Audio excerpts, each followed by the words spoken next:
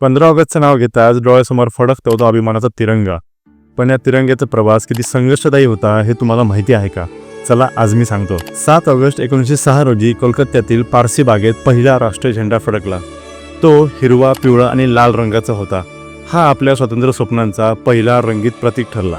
22 August 1907 रोजी भिकाजी रुस्तम कामा, विनायक दामोदर सावरकर आणि सरदार सिंगजी रावजी राणा यांनी जर्मनीत झालेल्या इंटरनॅशनल सोशलिस्ट कॉन्फरन्समध्ये भारताचा झेंडा प्रथमच परदेशी भूमीवर फडकवला. हा झेंडा भारतीय स्वातंत्र्य लढ्याचा पहिला आंतरराष्ट्रीय प्रतीक ठरला आणि परदेशी जगाला भारताच्या स्वातंत्र्य लढ्याची जाणीव करून दिली. सन 1917 मध्ये भारतीय राष्ट्रीय ध्वजाच्या इतिहासात एक महत्त्वाचा बदल झाला. डॉक्टर ॲनी बेझंट आणि लोकमान्य टिळक यांनी होम रूल चळवळी दरम्यान एक नवीन ध्वज फडकवला. या ध्वजावर लाल आणि हिरव्या रंगाचे पट्टे होते आणि वरच्या बाजूला युनियन जॅक होता.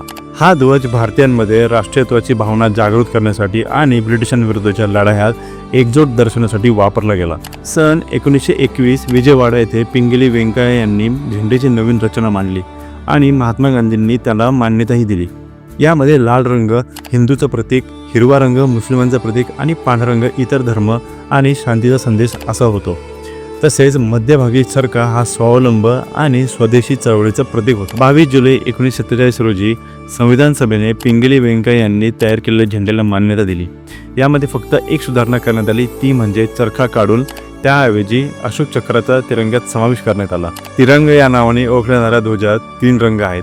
वर केशरी रंग त्याग आणि वीरतेचं प्रतीक आहे. मध्ये पांढरा रंग शांतता आणि पावित्र्याचं प्रतीक आहे.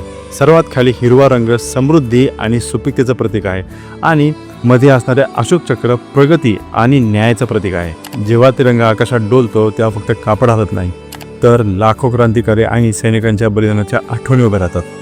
हा तिरंगा फक्त कापडा तुकडा नाही, तर आपल्या स्वातंत्र्य लढ्याची शान आहे. तिरंगा फक्त फडकू नका, तर भारतीय असल्याचा अभिमान बाळगा आणि तिरंग्याचा सदैव सन्मान करा. जय हिंद, जय भारत आणि कमेंटमध्ये भारत माता की जय लिहायला विसरू नका.